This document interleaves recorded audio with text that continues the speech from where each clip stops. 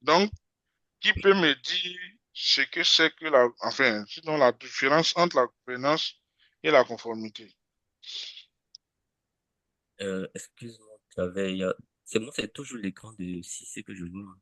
Ah bon? Euh, Il faut que tu bascules. En Faut fait, basculer, là, on regarde peut en haut. voir Regarde tout en en haut, il haut, y a l'écran de il y a, CC et l'écran de voilà, clavier. voilà.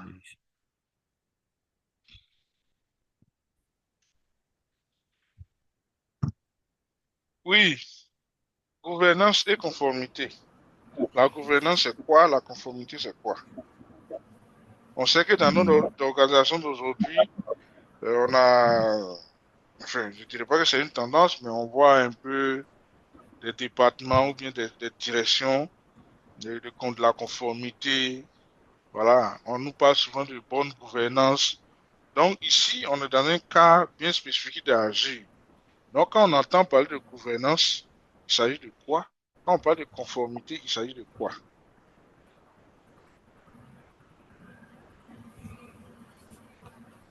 Je vous écoute.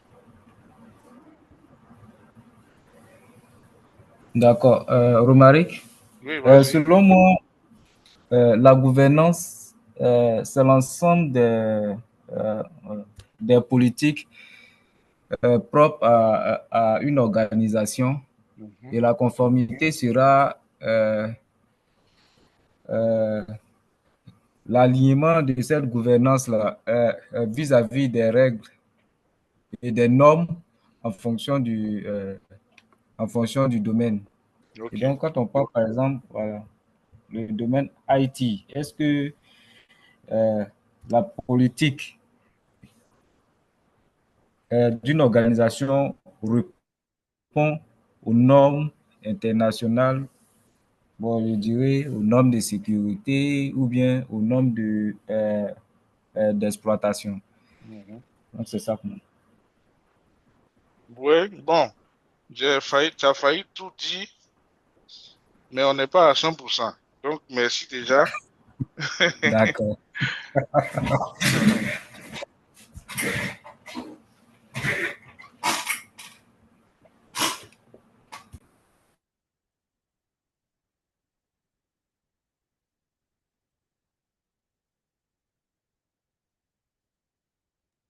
Donc, effectivement, la gouvernance va prendre en compte euh,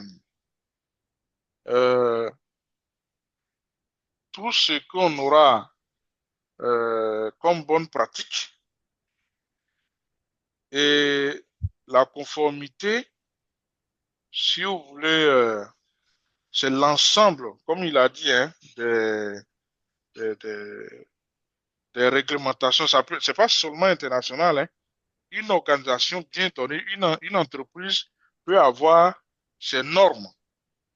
Voilà. Donc, quand vous êtes en Azure, non seulement dans votre travail d'IT et autres, vous devez vous arranger pour être conforme aux normes d'abord de votre entreprise et ces normes de l'entreprise doivent s'aligner sur toutes les autres normes qui sont au-dessus. Ça peut être national, sous-régional, africaine et puis ensuite international. Donc, la conformité, c'est ça. On se conforme aux règles de bonne pratique en vigueur que l'organisation se donne et ces règles-là doivent tenir compte des règles sous-régionales et internationales. C'est très important. Surtout en termes de protection. Tout à l'heure, je parlais de ça, de protection des données, hein, des individus. Voilà, c'est très important. Donc, à travers ce module, nous allons voir comment est-ce que, au niveau d'Azure, on peut gérer cette conformité et puis gérer aussi cette gouvernance. Mais avant de parler même de gouvernance et de conformité, sachez que le thème Azure, bon, le nom Azure fait référence au ciel bleu azur. C'est un peu ça. Mais ça n'a pas été choisi de manière anodine, hein. Tout simplement parce que Azure veut montrer que sa technologie, sinon ses services, peuvent être disponibles partout et à tout moment, 24 heures sur 24, 365 jours sur 365 jours. Et donc, pour pouvoir garantir cela, Microsoft a dû investir des milliards, ce ne sont pas des millions, mais des milliards de dollars pour mettre en place des centres de données qu'on appelle des data centers un peu partout à travers le monde. Et ces centres de données sont interconnectés entre eux par un réseau mondial de fibres optiques. Donc, il faut savoir que Azure, ce n'est pas Internet. On passe par Internet pour aller sur Azure, mais Azure, c'est un réseau à part, un réseau mondial de fibres optiques propre à Microsoft. Et ce réseau-là relie tous les centres de données que Microsoft a mis en place. Il y en a en Amérique du Nord, Amérique latine, en Europe de l'Ouest, un peu en Afrique, en Asie et puis en Australie. Alors, ces centres de données, nous sommes tous des IT. Quand tout à l'heure vous êtes connectés, vous avez vu un peu euh, le portail Azure, ce n'est qu'une interface qui vous permet d'interagir avec des équipements physiques qui existent réellement dans ces centres de données. Vous me suivez? Donc, pour tous ceux qui ont travaillé un peu en tant qu'ingénieur infra, c'est-à-dire que ce soit du réseau ou bien système, ben, vous avez touché du doigt des équipements réseau de niveau 2, niveau 3, de sécurité comme les firewalls, des serveurs, des baies de stockage. Ces équipements-là existent réellement dans les centres de données de Microsoft, mais comme on ne peut pas permettre à tout le monde d'y accéder, donc il y a cette couche d'applications-là à travers le portail qui nous permet d'interagir avec ces équipements. Mais la technologie est à un autre niveau, où la virtualisation est présente presque partout. Voilà, virtualisation du stockage, virtualisation du réseau, virtualisation des ressources compute. Donc, c'est un peu ça, Azure. Donc, on a des centres de données dans presque combien de pays là? Euh, bon, je dirais près de... Attends, Ah, comment? En fait, non, attends. c'est pas ce qui est indiqué là.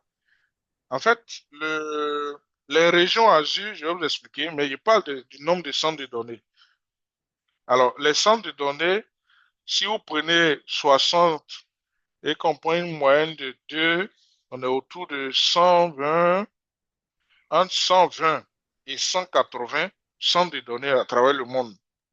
Et c'est, Ah, ok, ouais, ouais, c'est normal, oui. voilà. Parce que le maximum par région, c'est 3 jusque-là, et le minimum, c'est 1. Donc, il y a des régions pleinement constituées, où on a 3 centres de données. Il y a des régions où on a 2, comme l'Afrique du Sud. Et puis, il y a des régions où on a 1, comme au Brésil. Maintenant, bon, on a des régions où c'est vraiment rempli, comme en Mais Europe. Allô? Et puis, oui, allô? Excusez-moi de vous couper. Pourquoi il y a une limitation sur le nombre de centres par région, en fait? Il y a une raison ou... Une raison, je peux dire oui, sur le plan technologique, parce que les services vont dépendre du nombre de centres de données. Voilà. Quand vous avez dans une région un seul centre de données, il y a des services que vous ne pouvez pas implémenter. Quand vous avez 2, il y a des services que vous ne pouvez pas aussi implémenter. Quand vous avez 3, il y a des services, hein, si vous voulez, vous passez à la totalité maintenant des services que vous pourrez implémenter. Maintenant, si je vais encore au-delà de ta question, pourquoi pas 4, pourquoi pas 5 et puis on se limite à 3? Bon, je peux dire que c'est un choix, mais ce choix va impacter aussi les services que Microsoft peut mettre à disposition. Par exemple, quand vous voulez que vos données soient sécurisées à un certain niveau, ou bien quand vous créez une ressource et que vous souhaitez que cette ressource soit disponible, peu importe ce qui va se passer, Microsoft met cette ressource disponible dans tous les data centers de votre région, par exemple. Alors, il y a des services qui vont au-delà des régions, on verra, mais sachez que le nombre de régions va impacter les services qu'on peut utiliser. Voilà. C'est très important. Donc, en moyenne, 100, j'ai parlé de 120 et 180 data centers. Il y a des data centers qui sont toujours en cours de construction. La particularité, c'est que chaque data center doit être autonome.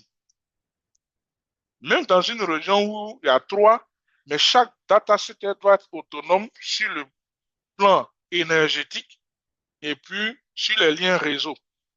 Même si le data center est interconnecté à d'autres, mais il doit pouvoir être autonome. C'est comme ça. Parce que quand on va parler de sécurisation des données, il faudrait que chaque data center puisse offrir un certain niveau de sécurité ou bien du service. Donc, euh, les régions sont pairées. Ça aussi, c'est un autre niveau de sécurité. C'est-à-dire, je prends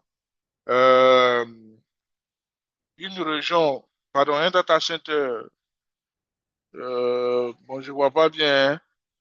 Au niveau de la France, par exemple, je sais qu'il y a l'île de France et puis il y a la région de Marseille. Donc, on peut décider de dire, bon, les data centers qui sont dans la région de Marseille sont pairés avec les data centers de la région de l'île de France, par exemple. Alors, le fait de pairer veut dire quoi? Ça veut dire que tout ce qui est implémenté dans une région est de facto répliqué dans la région paire. De sorte que si un jour, si c'est bien, si un jour la région principale arrivait à être en difficulté sur le plan énergétique, comme ce qu'on voit en Ukraine, ou bien sur le plan réseau,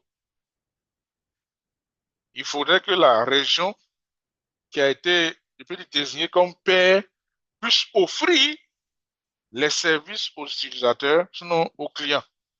C'est un peu ça l'objectif de la mise en paix des régions. Ça crée la haute disponibilité au niveau des régions. Ouais, Donc, ça coupe. Attends, on n'a pas bien entendu. Ça coupe vraiment. oh, allô, Ça coupe tout le temps. c'est bon? Oui. En fait, dès que tu as commencé à donner l'exemple, sur la France, ça a coupé. On n'a pas entendu. Ok, donc je reprends. Je disais que on Merci. peut prendre par exemple la région de l'Île-de-France en pair avec la région de Marseille. Ce qui veut dire que si un client, lors de la création des ressources, choisit de mettre ces données dans la région de Marseille, automatiquement, ces données-là sont répliquées, si vous voulez, dans la région de l'Île-de-France. De sorte à ce que si un jour, il arrivait que la région qu'il a choisie a des problèmes du point de vue énergétique ou bien réseau, de donner l'exemple de l'Ukraine, que les clients aient toujours accès à leurs services, à leurs ressources, à travers la région qui a été désignée comme région paire. Donc, si vous voulez, ça permet de mettre les régions en haute disponibilité. C'est ce que ça veut dire. C'est bon? Donc, il y a des services qui vont être limités par data center, il y a des services qui vont se limiter par région, et puis on a des services mondiaux. On verra. Des services qui vont au-delà des data centers, qui vont, je peux dire, s'imbriquer dans le backbone même de Azure. Voilà. On aura une solution d'interconnexion qu'on appelle l'Express Route qui est embarquée dans le backbone, qui est un service mondial. Voilà. On verra quand on sera sur les réseaux. Donc, c'est un peu ça. Donc, quand vous décidez de mettre vos données ou bien vos ressources dans une région, il y a des éléments à considérer. Premier élément à considérer, la proximité géographique. Donc, Tunisia, toi, tu es à Paris. Bon, tu ne peux pas décider de mettre tes données en Afrique. Bon, c'est pas facile, l'Afrique n'est pas sûre, mais c'est trop loin. Géographiquement, c'est loin. Même si c'est pas fibre optique, mais géographiquement, c'est loin. Deuxième élément à prendre en compte, c'est le prix des services. Ce que vous devez savoir, c'est que on est sur Azure, on utilise les mêmes services, mais le prix des services va varier d'une région à une autre. Ça aussi, c'est un élément très important à considérer. Tout à l'heure, je disais que votre rôle en tant qu'administrateur Azure ne sera pas seulement de configurer, mais lors des grands projets, on va vous consulter, on va demander votre avis, on va demander vos conseils. Et il faudrait que vous soyez à même de dire à votre management ou bien à votre top management que voilà, si on veut mettre nos données en Asie, voilà ce que cela représente en termes de coûts. Vous présentez les avantages et les inconvénients. Si on veut mettre en Afrique du Sud, voilà ce que cela représente en termes de coûts, de risques, ainsi de suite. Donc, vous présentez tout ça et puis vous laissez les gens décider. Ne prenez pas la responsabilité sur vous. Vous pouvez conseiller, motiver la décision, mais présentez toujours une carte et donnez la possibilité au top management, hein, d'avoir une compréhension claire avant de décider. Donc, proximité géographique et le prix. Pourquoi le prix varie d'une région à une autre? Simplement parce que la mise en place d'un data center n'a pas le même coût partout. Voilà. Vous prenez un ingénieur senior, un ingénieur réseau, un CCI, par exemple, qui est en France, il n'a pas le même prix qu'un CCI qui est en Inde, ou bien qui est aux États-Unis, ou bien qui est en Australie, ou bien qui est en Afrique. Un élément. Donc, la main-d'œuvre est différente. Vous prenez l'installation. Parce que le data center, il faut acquérir un terrain, il faut construire, il faut équiper. Voilà.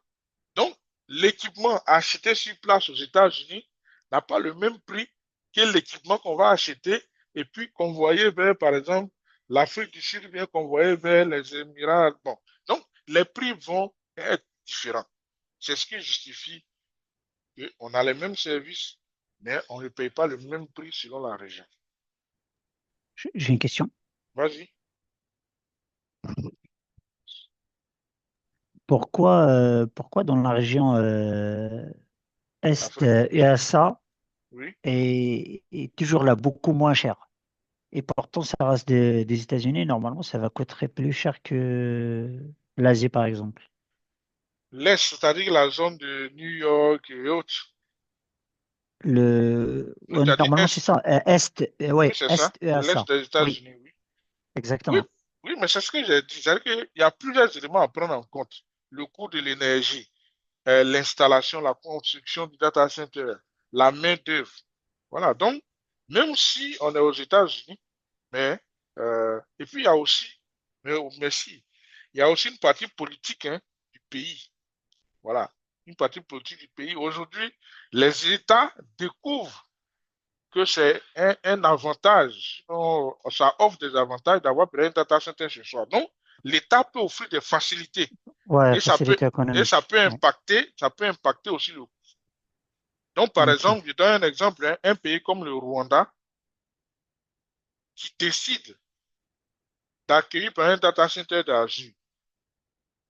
Le gouvernement a décidé d'offrir gratuitement le terrain, d'aider à la construction du data center et puis de prendre en charge une partie, par exemple, du coût de l'énergie. Mais c'est normal que ça sera moins cher là-bas. Ouais, ouais. Donc, voici un peu ça. Donc, il y a une partie politique du pays qui impacte aussi les prix. Merci. Ok. Donc, la première question, tu vois, de Cissé parlait d'abonnement. Ouais. Voilà. Donc, les abonnements, Allô? oui, allô, Tunisia? Je suis désolée. Oui, excusez-moi de vous couper. Je reviens sur par rapport au sujet du stockage de la data. Est-ce Oui. que aussi il y a la partie où la législation du pays où les data centers sont localisés Mhm. est à prendre en considération aussi? Tout à fait, oui, tout à fait. Parce que l'exemple le plus, enfin, on a deux exemples sur lesquels vous pourrez peut-être mener des réflexions après. On a le cas de la Chine et puis des États-Unis. La Chine, le gouvernement fédéral des États-Unis. Donc, on est tous sur Agir, mais ces deux cas-là, tu peux dire, ils ont leur Agir spécial. Vous voyez un peu, pour les histoires de protection des données. Par exemple, en Côte d'Ivoire, l'État n'autorise pas les entreprises à envoyer les données des utilisateurs dans un cloud. Bon, à part s'il y a par exemple des dérogations spéciales. Donc, ça peut impacter aussi les coûts. Oui, si c'est. Est-ce que c'est pas, c'est là quand tu lis souvent on parle de souveraineté, Oui, c'est ça. c'est pas ça un peu? C'est ça. C'est de ça qu'il s'agit. Donc, si vous Ok. voulez aujourd'hui, bon, c'est pas pour contourner, mais pour apporter une solution à ces problèmes de souveraineté, les pays vont bloquer ou bien vont imposer certaines conditions à Azure. Azure aussi offre la possibilité à des États, s'ils veulent bien, d'avoir leur Azure hébergé chez eux. C'est-à-dire qu'ils vont mettre en place un data center typiquement Azure, hein, mais où les données vont rester en local pour vos clients du pays. Ça aussi, il y a cette possibilité-là, mais bon, pour le faire, il faut que ce soit de gros consommateurs. C'est pas pour nos pays africains, voilà, où on a, excusez-moi de l'expression, quoi, mais c'est un peu ça. Donc, pour parler d'abonnement, j'ai déjà défini un peu les types d'abonnement. Donc, il faut que vous ayez une identité. On a vu ce que c'est qu'une identité dans Intra ID. Voilà. Et puis, un tenant approuvé dans Intra ID. Et avec votre compte Azure, un compte admin, vous avez la possibilité de manager plusieurs souscriptions. Vous avez vu tout à l'heure, hein, vous avez créé un tenant, vous avez la possibilité de switcher d'un tenant à un autre et puis revenir, créer les utilisateurs, ainsi de suite. Voilà. Donc, avec un seul compte, vous pouvez faire ça, balader d'un tenant à un autre, sans changer de compte, avec les mêmes droits, et puis créer des utilisateurs. Alors, quand on vous dit la sécurité et limite de facturation, la limite de facturation, c'est quoi? La limite de facturation, c'est ce que vous êtes capable de supporter avec vos moyens que vous disposez. Donc, cela aussi va dépendre. La sécurité va dépendre du type d'abonnement que vous avez choisi. On a vu tout à l'heure, quand c'est gratuit, hein, les fonctionnalités qu'on dispose. Quand c'est P1, les fonctionnalités qu'on dispose. Quand c'est P2, les fonctionnalités qu'on dispose, ainsi de suite. Oui, si c'est avait levé la main, je pense. Bon, c'est bon, tu peux continuer. OK. Donc, les types d'abonnements qu'on peut avoir. Je crois que c'était Gino avait parlé de compte gratuit. Voilà. Donc, l'abonnement gratuit vous donne droit à 200 $ pour 30 jours. C'est-à-dire que vous partez sur Google, comme je l'ai dit, vous créez un compte Azure gratuit. Automatiquement, Azure met à votre disposition un crédit de 200 $ utilisable sur les 30 premiers jours seulement. J'insiste seulement. Et puis après, les données que vous aurez créées ou bien suscitées vont rester, hein, sur ce tenant-là, sur cet abonnement plutôt, pendant au moins 12 mois, le temps que vous décidiez soit de continuer à utiliser Azure ou pas. Donc, si vous voulez, le compte gratuit ressemble un peu au Fast Track, si vous connaissez un peu ça. C'est-à-dire qu'on vous donne, c'est un peu comme un freemium. C'est-à-dire qu'on vous donne gratuitement pour utiliser. Et puis, si vous découvrez que vraiment ça vous intéresse, vous passez au premium, c'est-à-dire que vous payez maintenant, vous entrez dans l'utilisation en tant que tel. Deuxième type d'abonnement, paiement à l'utilisation que j'ai appelé Pay as you go ou bien Pay as you use.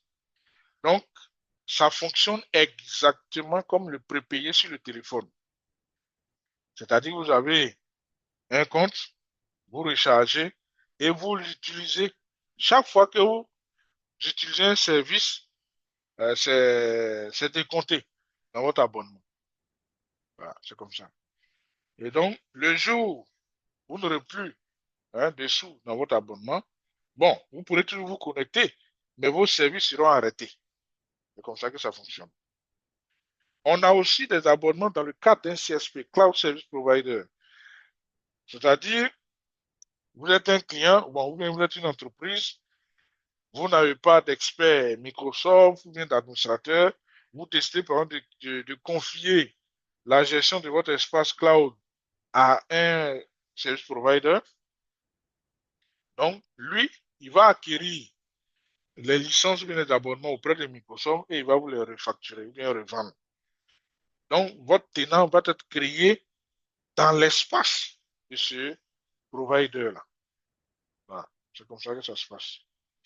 On a aussi les abonnements entreprises.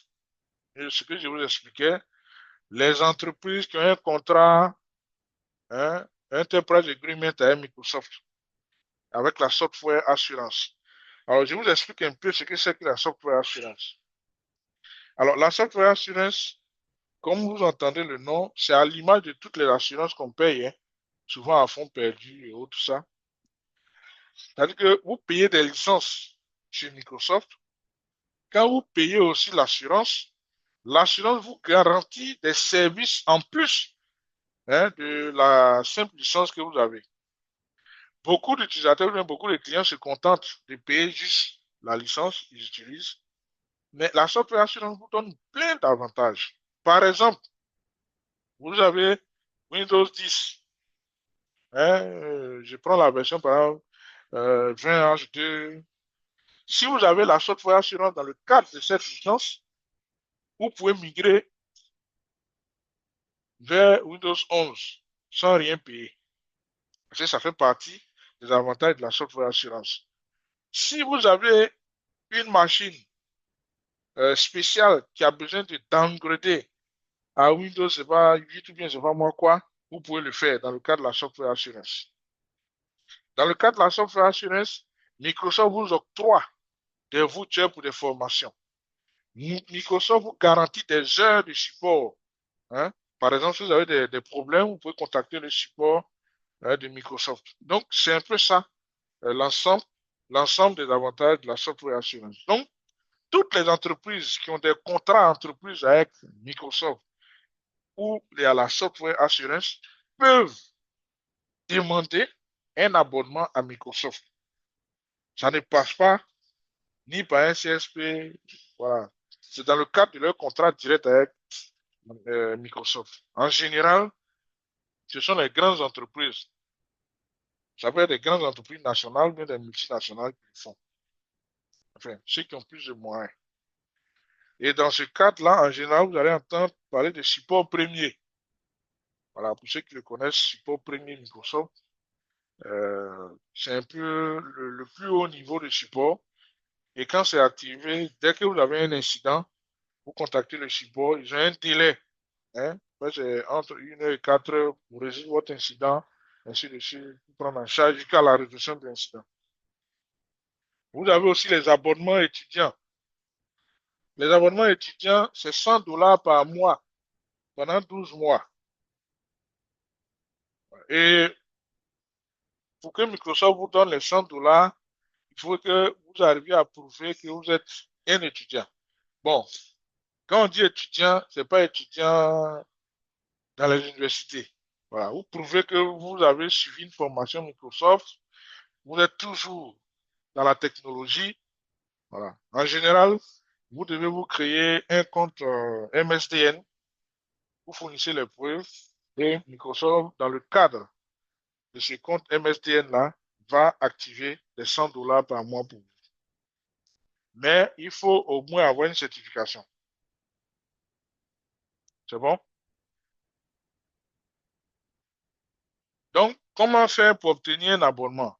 C'est la même chose que je viens de dire, hein.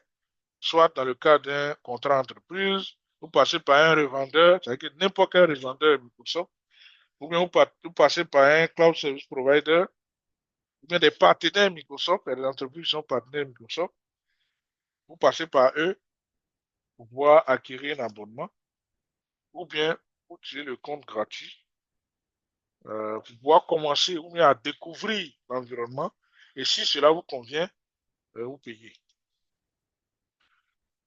Les ressources. Avant de parler de groupe de ressources, d'abord les ressources. Une ressource, c'est quoi? Une ressource, c'est tout ce qu'on peut créer. Voilà, j'insiste sur le mot, tout ce que vous allez créer dans Azure, on appelle ça ressource. Vous créez un réseau, c'est une ressource. Vous créez une VM, c'est une ressource. Vous créez une base de données, c'est une ressource. Vous créez du stockage, c'est une ressource. Même dans la VM, quand vous créez un disque, le disque est une ressource. Donc, c'est tout ce qu'on va pouvoir créer et utiliser. Ça peut être des services aussi. Et ces ressources-là, on peut les grouper. Alors, les grouper répond à quoi? C'est pour pouvoir appliquer des mesures en one shot, one time, si vous voulez. Au lieu de le faire individuellement pour chaque ressource, on le fait une fois pour toutes les ressources groupées. Le regroupement des ressources ne répond à aucune norme. Voilà. Retenez ça. C'est pas parce que ce sont des VM que vous êtes obligé de mettre toutes les VM ensemble. Non. C'est pas parce que ce sont des réseaux virtuels que vous êtes obligé de mettre tous les réseaux virtuels ensemble. Non. Vous les regroupez selon ce que vous voulez ou bien selon votre fonctionnement. Par exemple, si vous avez des VM pour un load balancing, vous pouvez regrouper ces VM dans un même groupe. Vous voyez que c'est par rapport à quelque chose que j'ai regroupé ces VM dans un même groupe. Si vous avez par exemple un service de messagerie, vous pouvez dire, bon, tous les éléments qui rentrent en ligne de compte dans ce service de messagerie, le réseau, le serveur de messagerie, le serveur de... Voilà, tout ce qui rentre en ligne de compte, vous les mettez ensemble dans un groupe de ressources. Donc, vous pouvez regrouper les ressources comme vous voulez. C'est pourquoi il dit que ça ne répond à aucune norme. Autre chose à savoir sur les groupes de ressources. Une fois que vous avez créé un groupe de ressources et que vous avez ajouté des ressources là-dedans, vous n'avez pas le droit de supprimer. Bon, on peut supprimer, mais vous ne devez pas supprimer comme ça, parce que si vous supprimez le groupe, cela supprime toutes les ressources qui sont dedans. Les ressources ne vont plus exister dans votre tenant. Donc, la seule condition pour supprimer un groupe de ressources, c'est de créer un autre groupe qui vous convient et de déplacer les ressources avant de supprimer le groupe qui ne vous convient pas. C'est bon? OK. L'autre chose, pardon, Ouais, vas-y, Dominique. c'est lorsque vous voulez déplacer des ressources qui proviennent de différents groupes de ressources. Pendant l'opération de transfert de Déplacement. déplacement, le groupe source et le groupe cible sont verrouillés pendant l'opération. Donc les opérations d'écriture, de suppression, de modification sur ce groupe-là sont totalement bloquées tant que l'opération n'est pas terminée pour éviter d'impacter. Opération. Euh, ouais. Mais ça n'impacte pas la production. Non, non, pas du tout. Non, non. D'accord. OK. Hmm. Donc, dans Azure, je vous disais que c'est bon. Si je dis les ressources sont illimitées, c'est un peu comme, j'exagère, mais c'est tellement énorme qu'on peut parler d'illimité, hein, vu du point de vue utilisateur ou bien individuel. Donc, il y a tellement de ressources que vos limites vont dépendre de vos moyens. Ça, c'est la deuxième fois que je vous dis ça. Donc, dans Azure, quand vous créez votre tenant, vous faites votre abonnement, tout, pour ne pas que les gens utilisent les ressources comme ça, Azure va vous donner un certain nombre de ressources. Vous, bon, pas donner, mais garantir un certain nombre de ressources déjà pour votre environnement. C'est pourquoi on parle de limites. Donc, on peut dire par exemple, dès que vous créez votre tenant, en fonction du type d'abonnement que vous avez, vous aurez droit à un network watcher, vous aurez droit, par exemple, à 100 virtual network, vous aurez droit à, par exemple, 100 VM, ainsi de suite. Ça, c'est ce que Azure vous garantit. Mais ça ne veut pas dire que vous ne pouvez pas aller au-delà. Vous pouvez aller au-delà. Mais si vous constatez, vous voyez l'image qui est là, utilisation plus quota. Donc, à chaque fois, vous pouvez venir là pour voir si ce que Microsoft vous a mis à disposition là, combien vous avez utilisé, combien il reste. Et si vous êtes dans un environnement de forte production, hein, où vous utilisez beaucoup de ressources, vous pouvez faire la demande au support de Microsoft pour augmenter votre quota, sinon pour repousser vos limites. Donc, au lieu de, par exemple, je donne un exemple, hein, ici, Network Watcher, ils ont mis 100%, 1. Mais si vous pensez que vous avez besoin de 2, 3 Network Watcher, vous écrivez au support, le support va augmenter à 3 ou à 4, vous pouvez même voir même à 10. Mais, ce que vous devez savoir, c'est que chaque fois que vous allez utiliser, c'est payant. L'augmentation du quota est gratuite, mais l'utilisation des ressources qu'ils ont mis à votre disposition est payant. Ça, c'est pas, si vous comprenez, c'est aussi simple que ça, hein. Voilà, c'est payant. Donc, Azure vous garantit un minimum. Si vous en avez besoin de plus, vous demandez, Azure va augmenter, mais chaque fois que vous allez utiliser, vous allez payer. Voilà. Donc, c'est pourquoi je vous ai dit, rien n'est gratuit en tant que tel.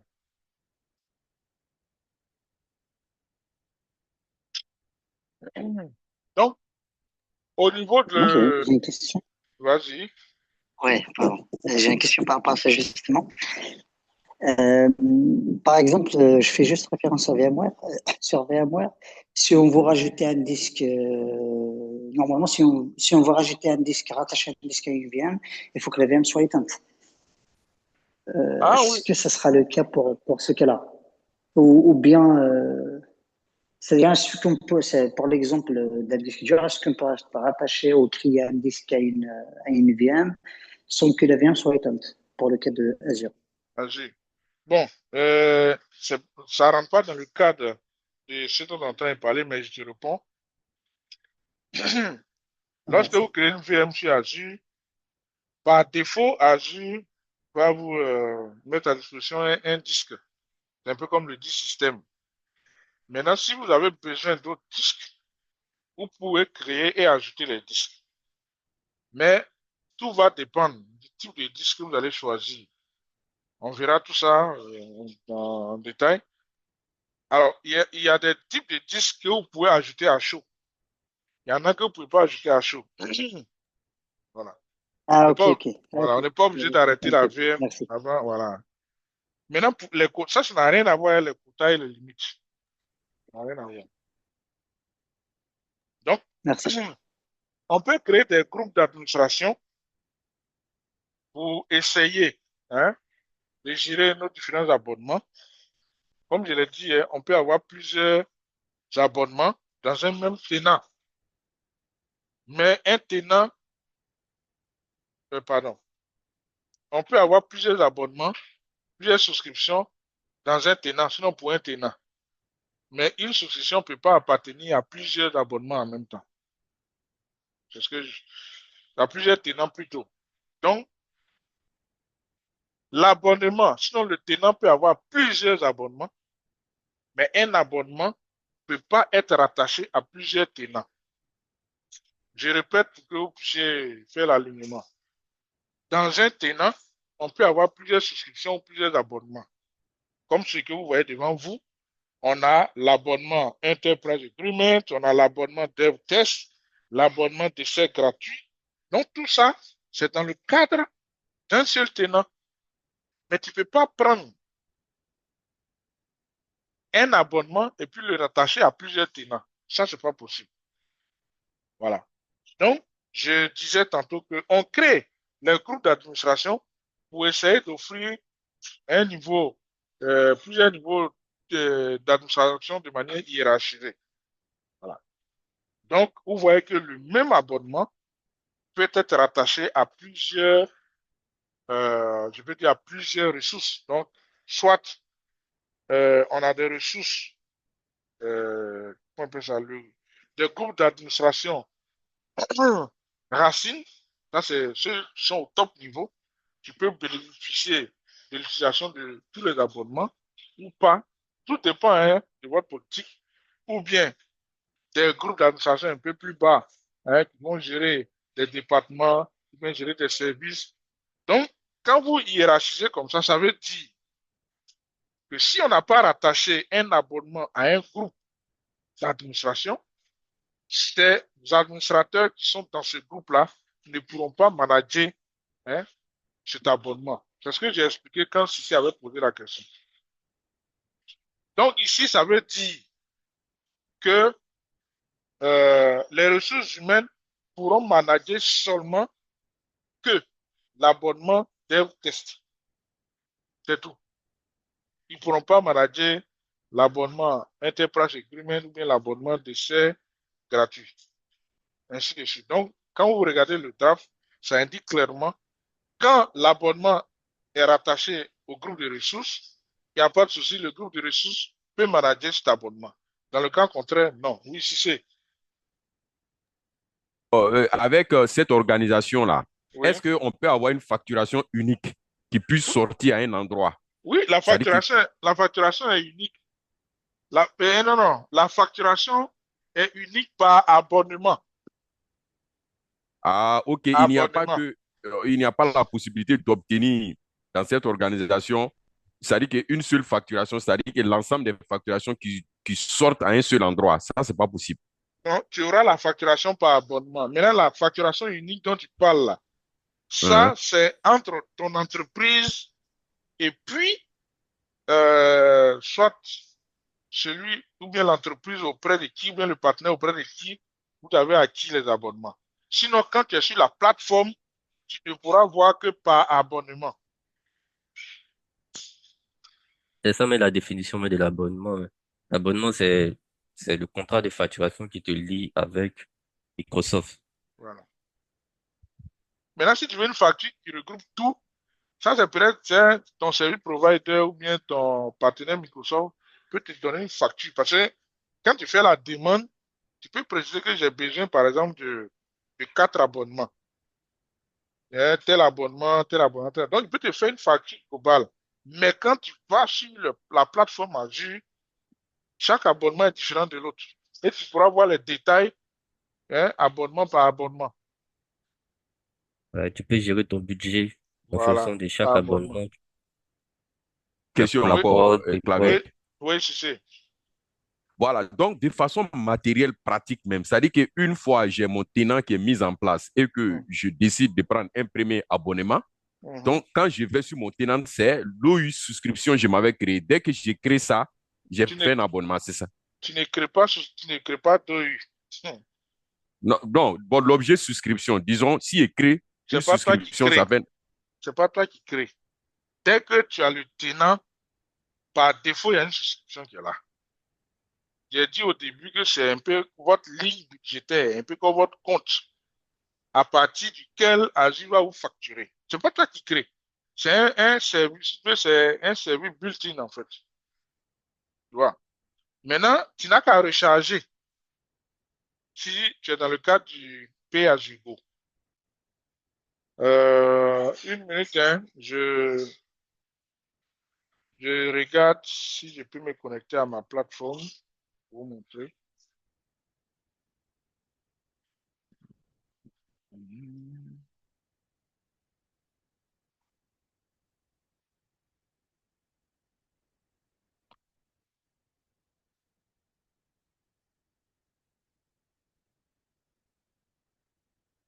Oui, si c'est, vas-y, hein. La, la question, c'est-à-dire, là, tu as répondu. Maintenant, si je veux un autre abonnement encore, Oui, tu vas payer. Tu demandes ouais, l'abonnement. Non, non, j'ai- voilà, vous voyez mon écran? oui, oui, OK. Donc, la souscription qui est là, la clé jaune, là, c'est pas toi qui crée. c'est ça. Dès que tu as le tenant, lui, il est disponible, ça y est là. Donc, voilà pour moi, voilà ma souscription qui est là. La plateforme MSDN dont je vous parlais, j'ai $100 par mois. Donc, il me dit exactement à quel niveau je suis. Hein? J'ai utilisé 3,92 $. Voilà. Et j'ai mis un quota dessus à 70 ou 75%, donc il me reste encore. Donc, si je vais voir les détails, je clique sur la souscription. Voilà. Et il me donne les détails. Bon, ici, je n'ai pas d'activité, hein. Donc, pour éviter de finir mes $100 par mois, chaque fois qu'il y a quelque chose, quand j'ai fini un live, je supprime. Voilà. Donc, il me donne tous les détails. Le nom de la souscription, l'ID, machin. Voilà. Donc, c'est un peu ça la souscription. Voilà. Tu peux générer des rapports. Attends, je reviens un peu en arrière pour vous montrer. Donc, voilà un peu. Top by number of resources. Donc, mes ressources qui consomment. Tu vois ce qu'ils ont mis? 5 volts, recovery service volts. 1 move collection, 1 network watcher, 1 storage de compte. Donc, vous voyez qu'il me donne les détails de ce que je dispose comme ressources encore actives. Et ce sont ces ressources-là qui consomment mon argent. Et il met en haut, you have 9, c'est 95.84. Voilà. Donc, j'ai encore 95.84 dollars de crédit encore. Voilà. Donc, c'est un peu ce genre de détails que vous pouvez voir. Mais en plus de ça, hein, je vous ai parlé de. Tu parles de facturation, billing. Voilà. Tu peux voir la facture, invoice, payment méthode, tout ce que tu veux. Si tu es passé par un partenaire, partner information, cost management, tu peux créer un budget.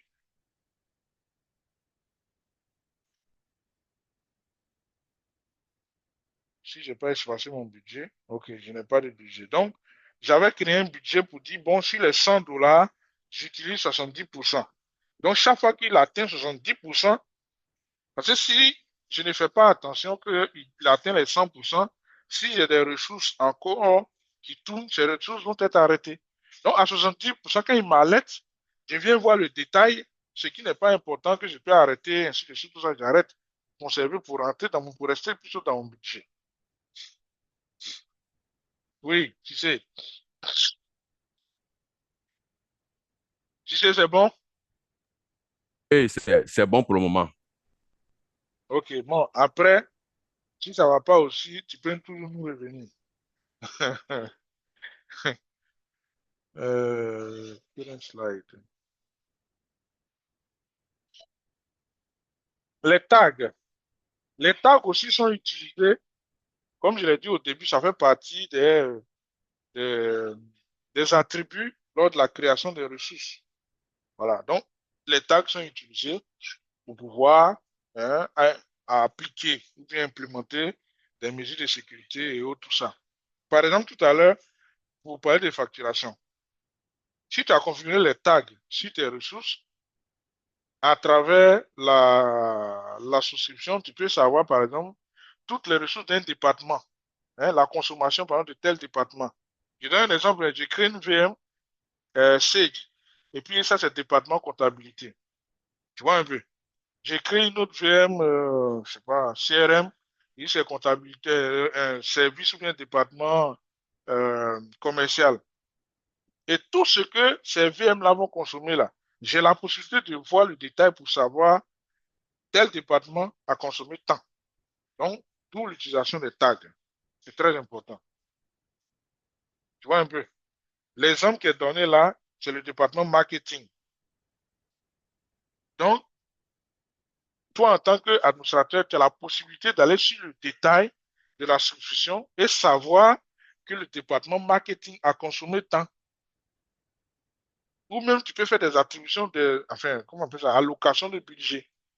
Si tu constates qu'il y a des gens, des départements là qui consomment ou bien qui dilapident le budget, voilà, vous pouvez faire des restrictions. Comme les IT, hein, qui aiment faire des tests. Quand ils finissent de faire les tests, ils oublient d'éteindre les VM, ils oublient de supprimer les données. Tout ça sur Azure, c'est coûteux. C'est ce que je vous ai dit. Hein, c'est deux mentalités carrément différentes. On prend, on crée nos VM de test, quand on finit ça est là, bon, On sait jamais, on se dit que peut-être plus tard, on peut avoir besoin. Et la VM peut rester 3 ans, 4 ans, 5 ans. Un jour, on se rend compte qu'on n'a plus de stockage sur notre baie. On check, on dit, mais cette VM-là, c'est qui même? Le gars a déjà démissionné. Bon, on peut la supprimer. Et si on veut faire une estimation sur ces 5 ans, c'est beaucoup de dollars, voire milliers de dollars qu'on a perdu. C'est pourquoi sur Azure, la gestion du cycle de vie de nos services, de nos ressources, de nos applications est quelque chose de très crucial. J'insiste là-dessus. Très crucial. Parce que vous, en tant que IT, ça sera votre rôle. Voilà. Surtout ceux qui sont managers, vous gérez les budgets, l'OPEX. L'OPEX. Parce que dans ce budget-là, vous devez pousser, non seulement pour le fonctionnement, mais pensez un peu à vos collaborateurs, des petites primes, des petites augmentations. Donc, mais si tu n'as pas géré que tout rentre dans la consommation Azure, bon, le jour où tu es allé au comité de direction, on te dit, ah, mon ami, ton affaire d'Azure, là, on dirait que ça nous coûte plus que ce qu'on avait avant. Donc, il faut faire beaucoup attention. D'où les petites stratégies qu'on a vues là pour pouvoir consommer moins. C'est bon? Donc, pour pouvoir consommer moins, alors ici, c'est la même chose qu'on a vu, mais il y a une chose dont je voulais vous parler.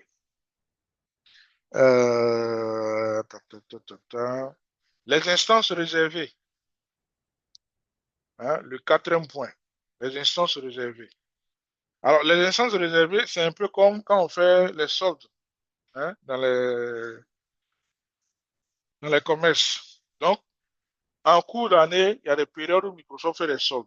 Hein, ça existe aussi même pour les examens, pour les certifications. Il y a des moments où Microsoft peut dire, bon, celui qui veut passer une certification paye seulement 10% du 30%, ça dépend. Donc, quand il y a ce genre de période-là et que vous êtes informé, vous pouvez faire la réservation.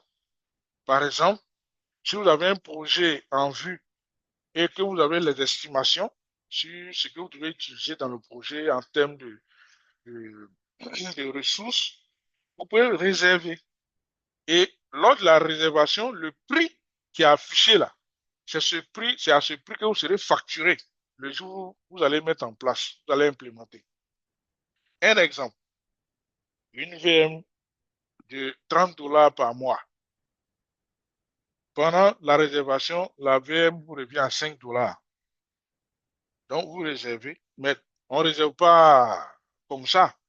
Hein. Azure va vous demander de fournir un certain nombre de documents, peut-être une carte de crédit, tout ça, pour être sûr que voilà, vous n'êtes pas réservé pour réserver. Donc, quand la période d'utilisation arrive, même si la VM est repassée à 30, à 40, voire 100 dollars, mais c'est à 5 dollars que Azure va vous facturer parce que vous avez fait la réservation. C'est bon? L'autre astuce pour payer moins, c'est d'évoluer dans un environnement hybride. Donc ici, vous voyez que Microsoft même conseille autant que cela est possible de fonctionner dans un environnement hybride. C'est-à-dire une partie de vos ressources sur Azure, une partie on-prem, payer moins. Si aussi ceux qui ont des licences en volume, par exemple, quand vous créez les VM, Azure va installer l'OS et puis activer. Donc, si vous avez des licences, lors de la création, tu peux préciser que vous disposez déjà de licences d'activation. Donc, Azure crée seulement la VM et installe l'OS, vous-même vous allez activer. Donc, tout ça vous permet d'économiser un peu d'argent sur Azure. C'est bon. Donc, comme je l'ai dit, vous pouvez créer des alertes pour essayer de suivre et optimiser aussi vos budgets sur Azure. C'est très important. C'est bon? OK. Donc, nous abordons la dernière partie de ce module, Azure Policy. Alors, Azure Policy, c'est quoi? Si quelqu'un a entendu déjà parler, hein. Donc, si vous voulez, on peut parler des règles de policy qu'on va utiliser pour affecter des stratégies. Voilà. Et ces stratégies-là vont nous permettre de pouvoir spécifier, par exemple, des types de ressources à utiliser ou bien ne pas utiliser. Vous rappelez-vous du titre du module conformité et puis gouvernance. Donc, ici, les stratégies vont nous permettre de mettre en place la partie conformité. Par exemple, on peut décider qu'au sein de notre organisation, voici les types de VM qu'il faut créer, les types de ressources qu'il faut créer. Et quand vous mettez en place une stratégie qui embarque ce type de ressources, n'importe quel IT qui va créer, je donne un exemple, une VM où on a par exemple 4 gigas de RAM, 2 vCPU et puis 100 gigas espace 10. Voici ce que nous autorisons comme caractéristique d'une VM dans notre organisation. Si quelqu'un veut créer une VM dont les caractéristiques sont différentes, ça ne doit pas passer. Ça, c'est après avoir mis en pratique notre stratégie. Maintenant, si on n'avait pas mis en pratique notre stratégie et qu'on a permis à chacun de faire ce qu'il veut et que c'est après qu'on crée la stratégie, quand on applique, la stratégie nous permet de savoir tout ce qui existe comme ressource, ce qui est conforme à la stratégie qu'on vient d'appliquer et ce qui ne l'est pas. Et puis comment faire les remédiations pour que ce qui n'est pas conforme soit conforme. Donc, voici un peu le rôle des stratégies. Donc, les stratégies sont utilisées pour pouvoir contrôler le fonctionnement de notre environnement Azure. Donc, ici, à droite, vous avez des cas d'utilisation. Mais on peut aller au-delà. Voilà. Donc, par exemple, le type de machine virtuelle autorisée, les localisations autorisées. Par exemple, on a vu les régions. On peut dire que chez nous, là, nos données sont hébergées en Espagne, par exemple, Portugal. Non, je dis Portugal. Espagne, c'est quoi? Madrid, non? Madrid, voilà. Donc, celui qui va créer une ressource, et puis dans la localisation, il choisit une autre région que la région de Madrid, ça ne va pas passer grâce à notre stratégie qu'on aura mis en place. La stratégie aussi peut imposer que avant de valider la création d'une ressource, il faut que la partie tag ait été renseignée. Tout à l'heure, il y a quelqu'un qui a rencontré ce problème-là. Je sais pas, bon, c'était pas ça exactement, mais en fait, ça dit que si on impose que lors de la création des VM, pour que Azure valide que votre VM a été complètement créé, il faut renseigner la partie tag, il faut configurer la partie backup de la VM. Si ces conditions ne sont pas remplies, la VM ne sera pas créée. On vous envoie un message d'erreur pour dire non, il y a des éléments qui n'ont pas encore été renseignés. Donc, la création de la VM ne peut pas aller jusqu'au bout. Donc, voilà un peu ce que les stratégies peuvent faire et peuvent nous aider dans le cadre de notre organisation. Pourquoi? Parce que souvent, dans les organisations, nous sommes plusieurs à être admins. Et puis bon, euh, tu ne peux pas contrôler tout le monde. Hein? Comprenez que la sécurité dépend des individus. Hein? On dit 90-95% de l'insécurité vient des utilisateurs. Sinon, tout le reste là, on a des outils, du matériel pour contrôler. Mais ce qu'un être humain peut faire, on ne sait pas. Voilà. Donc, c'est la raison pour laquelle on utilise tout ça pour rendre conforme notre fonctionnement, pour rendre conforme notre environnement à ce que l'entreprise veut. Donc, les stratégies, on les crée, on définit l'étendue. L'étendue, c'est le scope. C'est sur quoi on va appliquer notre stratégie qu'on a créée.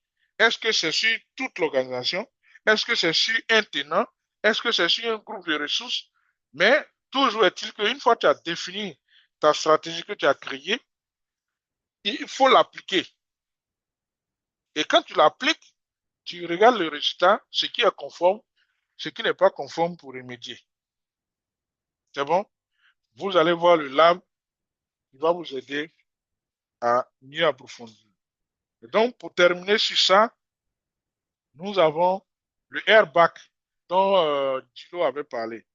Donc, le airbag, c'est hein, Role-based access control. Contrôle d'accès basé sur le rôle. Donc, il y a une très grande différence entre les rôles airbag et les rôles intra-ID. Les rôles intra-ID sont au niveau du tenant. Voilà. Pendant que les rôles airbag s'appliquent au niveau des ressources Azure et on peut les appliquer à plusieurs niveaux. Voilà. Et pour les appliquer, sinon pour pouvoir les utiliser, on peut utiliser le portail Azure CLI, PowerShell, le modèle de ressources, ARM, Azure Resource Manager et le REST API.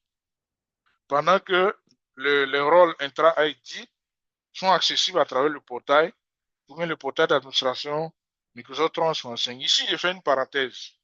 Sachez que Microsoft 365 embarque des outils de collaboration, tels que la messagerie et autres.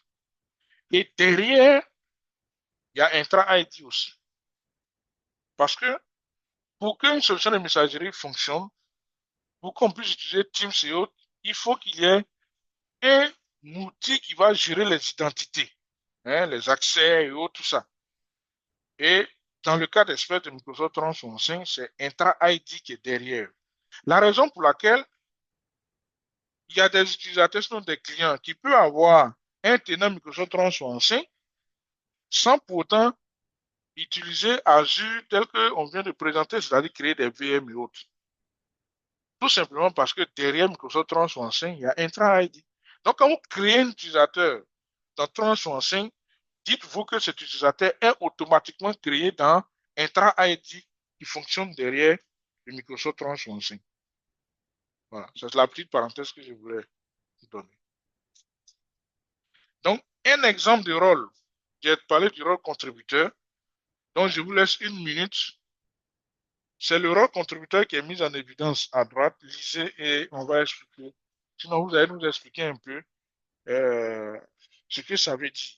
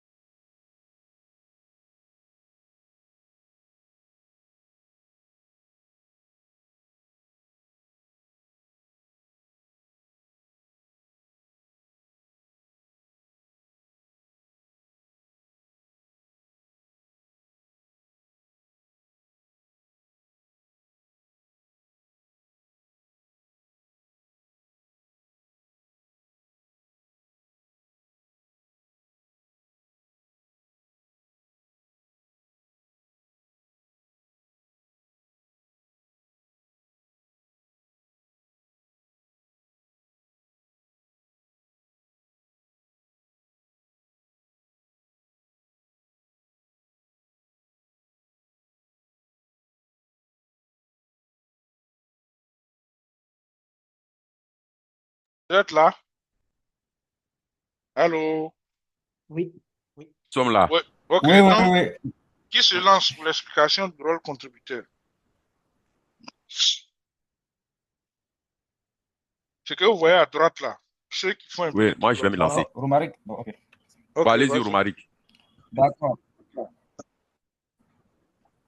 Ok. Voilà. Donc, pour moi, un rôle contributeur est une délégation de tâches avec limitation d'action. Voilà. Vas-y, on écoute. IT qui va travailler avec, voilà, voilà, un responsable IT qui va travailler avec soit une personne et à laquelle il va déléguer des accès d'administrateurs. Mais Ok. à travers ces accès-là, Mhm. il va lui permettre de faire certaines actions et par contre, d'autres actions, il pourra le faire lui-même. Et donc, les Concrètement, actions, concrètement, faut lire ce qui est là, là. Ça veut dire quoi, concrètement, ce qui est devant? Concrètement, ça ah, veut dire quoi? ok, d'accord. Ici, les actions qui permettent à l'autre de faire, l'action de supprimer, l'action d'écrire. Non, une not action. Bon, tu peux Notre l'aider. action. Bon, vas-y. Ouais, moi, je peux aller. Ok. Ok. Je suis perdu. Alors, quand on fait zoom sur le rôle contributeur, à droite, quand on regarde les permissions dont dispose ce rôle-là, Mhm. ce rôle-là, déjà, quand on a le champ de notre action, les actions qu'il ne peut pas mener, il ne peut pas donner d'autorisation à un autre compte, à un Mhm. autre groupe, il ne peut pas élever d'autorisation, Mhm. il ne peut pas supprimer, Mhm. il ne peut pas écrire, et enfin, il ne peut pas donner d'autres permissions à d'autres identités de sécurité. Ouais, Voilà. c'est ça. Non, il peut tout faire. Si vous c'est ce que ça veut dire. Ça veut dire que le contributeur peut tout faire.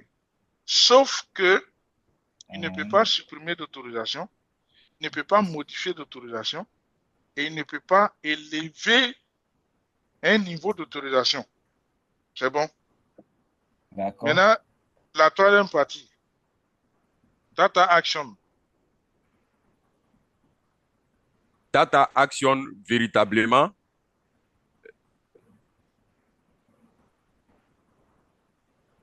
On voit les experts. Bon, là, C'est bizarre. bah, allez-y, coach. Vraiment, là. Ah, vous aussi. Bon, attends, une minute. Qui n'a pas encore parlé depuis le matin? Eric, Roger. Presque tout le monde a parlé. Hein. Okay. Bon, ok. Donc, Dominique, pour nous aider. Data action. C'est bizarre. Donc, les actions, ce qui peut faire. Data action. Dominique est là? Dominique? Rien n'a été spécifique. Non, je parle de la partie data action. Dominique? Oh, bon, il nous a quitté. Essayer quand même. Je vais tenter ma chance. Faut juger. Bon, quand je regarde data action, dans je vois deux arguments en bas. Not data action. Ça veut dire qu'il n'a pas, dans l'interprétation, il ne peut pas mener d'action sur les data. Maintenant, le deuxième argument, assignable scope, c'est-à-dire qu'il peut être assigné à des étendues.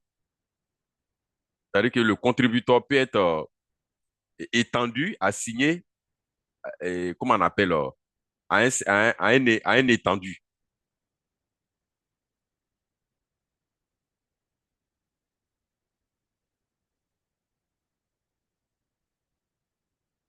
Allô? Partie data action. Donc, revoyez. Et puis, on va.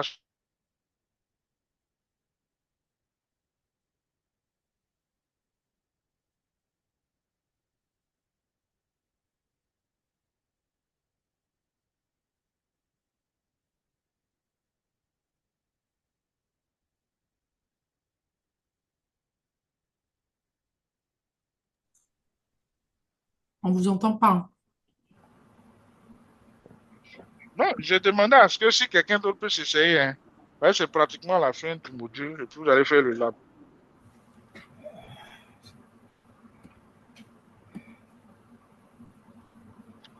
Bon, data action. Un instant. Oui. Cherche. Vous êtes en train de chercher sur Google ou bien ChatGPT.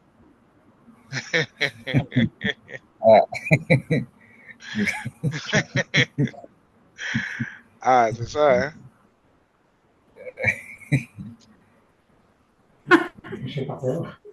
Il est limité ChatGPT. Ah, il est limité? Oh, peut-être que vous n'avez pas la version payante, hein. C'est Moussa l'a vrai. utilisé, mais ça n'a pas marché. Ah, ok.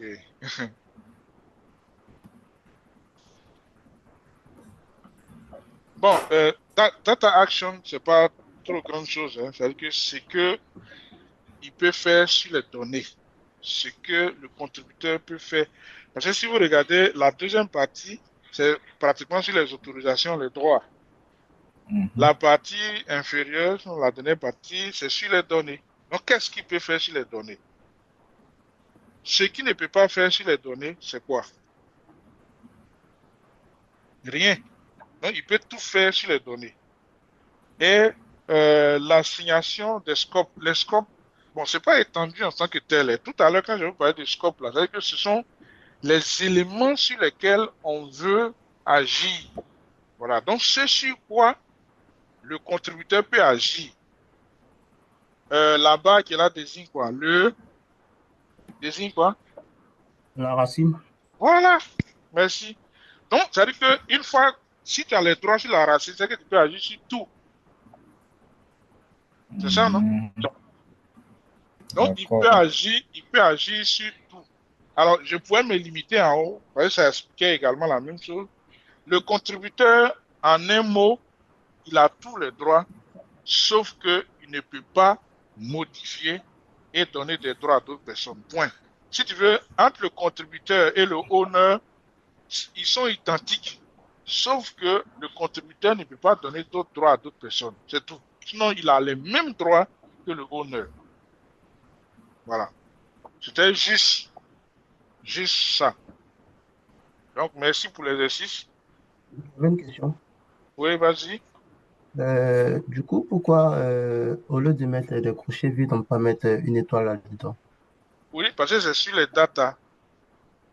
C'est juste comment on peut dire ça? C'est-à-dire que la manière de noter.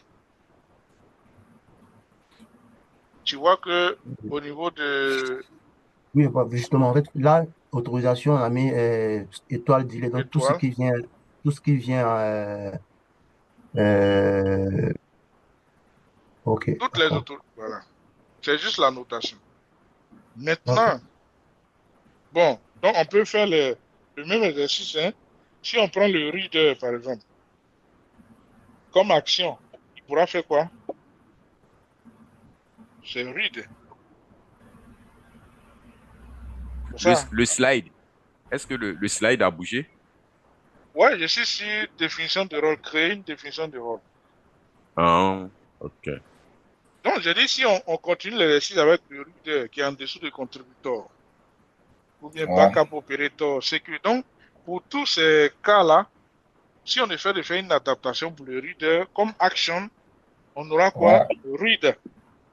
Ouais. Au niveau de l'étoile, là, on aura read, Voilà. Et notre action, note action. Action, ce sera pareil. Ouais. notre, La partie read, là, va sauter. et puis notre action, on va mettre quoi? Étoile. Parce que lui, c'est Oui, read, oui. il peut seulement lire.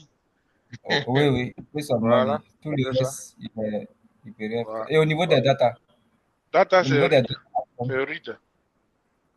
ah, C'est read read. aussi. Voilà. Alors, l'affectation des rôles. Tout à l'heure, vous avez parlé de scope. Bon, quand on traduit en français étendu, bon, mais ce sont les éléments sur lesquels on va appliquer la police. C'est ça qu'on appelle scope. Donc, pour l'utilisation des policiers, on a trois étapes. Première étape, qui bénéficie, hein, le principal de sécurité, qui va bénéficier, hein, de l'application de la police. Hein, il va faire de notre utilisateur, par exemple, un contributeur ou bien qui, on appelle ça le principal de sécurité. Donc, ça peut être un utilisateur, un groupe d'utilisateurs, ou bien n'importe quelle autre ressource. Deuxième étape, il faut définir le rôle, c'est ce qu'on a vu tout à l'heure. Ils ont pris Claver, l'exemple. pardon, hein. Ouais.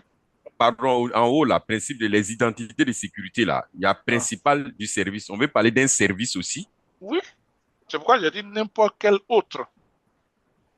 OK. C'est pas seulement utilisateur ou groupe d'utilisateurs. Ça, on peut être dans un cas où ça peut être un service qui a besoin d'autorisation pour accéder à des ressources. Tout en retenant que le airbag permet d'avoir des accès sur les ressources. Donc, ce n'est pas les utilisateurs seuls qui ont besoin d'accéder aux ressources. Dans le cas d'Azure, une VM on peut donner l'autorisation à une VM d'accéder, ou bien donner l'autorisation à un service, une application d'accéder à des stockages, ainsi de suite. Donc, quand on dit principal de service, c'est pourquoi j'ai dit tout autre, ça peut être n'importe quelle ressource qui a besoin d'accéder à une autre ressource. Ce n'est pas seulement utilisateur et groupe d'utilisateurs. Voilà. Donc, on définit qui a besoin de ce rôle, quel est le rôle qu'on lui attribue, et puis quel est le scope ou bien le scope d'application. Bon, pour parler en français, l'étendue d'application. Donc, on peut appliquer sur le groupe d'administration, sur l'abonnement, sur un groupe de ressources ou bien des groupes de ressources ou bien sur les ressources. Ce que vous devez savoir, c'est que le airbag peut s'appliquer à plusieurs niveaux et de manière granulaire. Alors, la granularité, c'est ce que ils ont essayé de mettre en exergue dans la partie étendue. C'est-à-dire que vous n'êtes pas obligé d'appliquer au niveau supérieur pour accéder à un élément qui est au fin fond de ce niveau. Vous pouvez juste aller et cocher juste cet élément-là. C'est un peu comme dans le cadre, par exemple, des répertoires, sous-répertoires. Si vous voulez donner un accès spécifique, vous pouvez aller jusqu'au fichier en question. Vous n'êtes pas obligé de donner l'accès depuis le dossier parent. C'est ce que ça veut dire. Donc ici, la granularité permet de donner les autorisations de manière spécifique sur la ressource qu'on veut. Voilà. Sans déranger les autres. Allô? Moi, j'ai une question. Oui, Moi, il y a une question. oui, si c'est après Mais, mais quand on regarde, est-ce que il peut pas, l'héritage il peut pas si, avoir d'héritage? il y a l'héritage. On C'est peut, quand Le je but, regarde justement. la structure. oui, on peut utiliser l'héritage. Mais si, non, tu vas utiliser l'héritage lorsque tu veux que ça se propage en dessous, ou bien tu ne veux pas que ça se propage en dessous. Tu comprends? Mais de manière spécifique, si tu veux avoir accès à une seule ressource, tu déroules et tu vas cocher seulement la ressource en question. C'est ce que je veux dire. Voilà. Maintenant, si tu as déjà appliqué, puisqu'on on dit on peut appliquer le airbag à plusieurs niveaux. Je donne un exemple. Tu as déjà appliqué le airbag au niveau du groupe d'administration, par exemple. Et puis, tu as désactivé l'héritage. Donc, ça veut dire que c'est seulement au niveau du groupe d'administration, ça ne descend pas. Maintenant, en temps dans ton fonctionnement, il arrive que tu as besoin d'accéder à une ressource quelque part là-bas. Si tu actives l'héritage, ça va se propager sur tout. Donc, qu'est-ce que tu fais? Tu vas, le même rôle là, tu peux aller l'appliquer sur la ressource en question, de manière granulaire, comme je l'ai expliqué tout à l'heure. Vous me suivez, non? Allô? Oui, allô, c'est comme ça que ça marche. Oui, je pense que c'était ma préoccupation au fait. Ça veut dire qu'on peut mettre en place toute la gestion de l'héritage, c'est-à-dire que propager à un moment donné, couper l'héritage et venir Voilà, expliciter la voilà, permission. tout à C'était fait. ça ma préoccupation. Donc, il accepte ça. Il accepte OK. ça, c'est comme ça que ça fonctionne. OK, C'est comme merci. ça que ça fonctionne. Dilo? Ma question, elle est un peu spéciale. Vas-y. En fait, c'est à l'application justement des rôles airbag sur, Oui, sur Intune, par exemple. Enfin, en oui, gros, sur des appareils qui sont dans Intune. Comme mhm, Intune, normalement, réellement, ça fait partie de Office 365. c'est Du ça. coup, je ne sais pas si on peut les appliquer sur des appareils Windows, par exemple. Oui, mais tout à l'heure, je disais que quand vous êtes sur Office 365, derrière, vous avez Intra ID. Voilà, donc Exactement. Voilà, vous avez la possibilité dans les contrats d'administration là, d'aller sur un travail et puis implémenter le airbag. Voilà. Maintenant, Alors, comme une thune, normalement, bon, oui, c'est, mais une thune même à sa manière de gérer les appareils.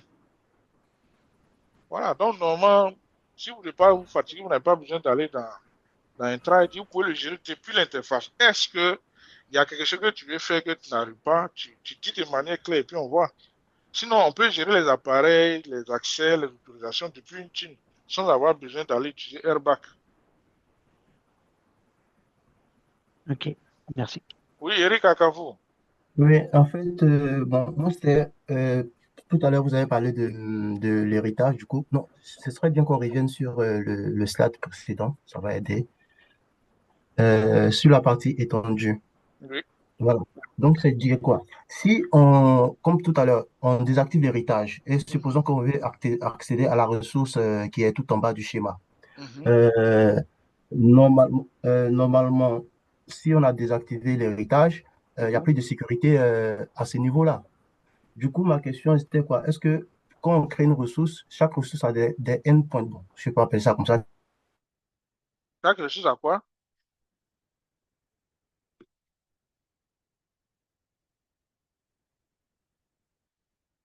Alors, je t'ai perdu un peu. Tu dis chaque ressource à quoi? Est-ce que chaque ressource a un des endpoints qui permet d'accéder directement à la ressource sans parcourir Oui, toute oui, l'organisation? oui, oui, Vu oui, que, oui, oui. vu qu'au préalable, tu avais parlé de que Azure utilisait les API REST, Si, donc du si, coup, donc si. chaque ressource a des endpoints Oui, qui oui, permettent oui, d'accéder direct, directement. direct, sans passer Ok, par la hiérarchie. d'accord, Donc, c'était c'est la ça. raison pour laquelle c'est possible. Donc, si tu as coupé, j'ai donné l'exemple. On applique le rôle sur le groupe d'administration. Si on coupe l'héritage, tout ce qui est en bas, c'est pas propagé. Maintenant, si on a besoin de ce même rôle-là sur la VM qui est en bas, mais je viens de manière spécifique, comme si c'est l'a dit, venir activer le rôle sur la VM en question. C'est tout. C'est comme ça que ça marche. C'est aussi ça Est-ce- l'avantage. Hein. Oui, oui, vas-y. À Non, on vous couper. avait perdu carrément. Ah, bref, c'est le réseau. Donc, je reprenais l'exemple que j'ai donné en disant que si on applique le rôle au niveau du groupe d'administration et que l'héritage est désactivé et qu'on on se rend compte dans notre fonctionnement qu'on a besoin des mêmes droits sur, par exemple, le stockage, le réseau ou bien une VM quelque part, on peut aller de manière spécifique, aller activer l'autorisation sur cette ressource. Voilà. Comprenez ça comme ça, aussi simplement comme ça. C'est comme ça que ça fonctionne. Ok, je vois. Bon, c'est la même chose ici. On vous montre un peu la différence qu'on a déjà vue sur les rôles airbag et puis les rôles intra-ID. Donc, les rôles intra-ID, c'est au niveau du tenant, au niveau de l'annuaire, si vous voulez. Donc, si on dit que Gilo est user administrator dans intra-ID, il est user administrator dans tout le tenant. Vous comprenez? Mais si on dit Gilo est contributeur sur la VM de la compta, c'est seulement sur la VM de la compta. Vous voyez un peu la spécificité? Donc, le rôle intra-ID, c'est pour tout notre tenant, tout notre annuaire, pendant que le rôle airbag, c'est spécifique aux ressources. Et les rôles intra-ID, du point de vue hiérarchique, sont supérieurs au rôle airbag. C'est bon? Oui, OK. Donc, sur ce, il y a aussi un lab. Alors, ici, on a deux labs. Gérer les abonnements et airbag, gérer la gouvernance via Azure Policy. On a quatre tâches. On va implémenter des groupes d'administration et puis passer en revue, attribuer hein, un rôle Azure intégré, créer un rôle airbag personnalisé. Ça aussi, j'ai oublié de vous dire, c'est-à-dire que tous les rôles qu'on a vus owner, contributeur, reader. Vous pouvez dupliquer ces rôles-là et puis les modifier, les personnaliser. Voilà, de la manière, on a vu que le contributeur par défaut, il a tous les droits, il ne peut pas faire ça, il ne peut pas faire ci. On peut créer un contributeur adapté à nous, notre fonctionnement. Ou ce contributeur-là, peut-être, aura le droit de faire peut-être quelque chose d'autre, ainsi de suite. Voilà. Donc, on peut toujours personnaliser les rôles airbag à notre guise. Voilà. Vous aurez aussi une tâche sur la surveillance des attributions des rôles avec le journal des activités. Donc, le journal d'activité, c'est un peu comme un rapport qui vous permet de savoir quels sont les rôles qui sont utilisés et puis quels sont les scopes aussi sur lesquels ces rôles sont utilisés. Alors, il est exactement 12h44. Normalement, il nous reste autour de 45 minutes pour le lab. Donc, comme vous êtes déjà frotté un peu au premier lab, donc normalement, le deuxième lab devait finir plus vite. Voilà. Donc, comment? Normalement. Voilà, normalement. Donc, jusqu'à 13h30 ou plus tard, vous devez avoir fini. Sauf Moussa. Comment? Sauf Moussa parce qu'il a insisté avec son compte. Ah, ok. Ah! Bon, ok. Mais aussi, on peut l'aider, hein? J'ai réussi finalement. Ah, ok. Ouais, C'est tant bon, mieux. je peux. C'est bon. Ok. Donc, je vous laisse. Oui, mais nous qui n'avons pas encore fini le premier lab, est-ce qu'on peut attaquer le deuxième lab? Oui, tu peux attaquer. D'accord. Si vous remarquez bien, quand vous finissez un lab, les dernières tâches vous demandent d'effacer.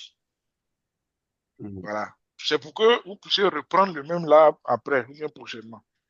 D'accord. J'avais une autre préoccupation concernant Intune. Est-ce qu'il y a des formations spécifiques sur Intune et puis est-ce qu'il y a des certificats? Il y a des formations, mais certificats, oui aussi. Je peux vous donner ça dans le groupe. D'accord. Les formations Intune et autres.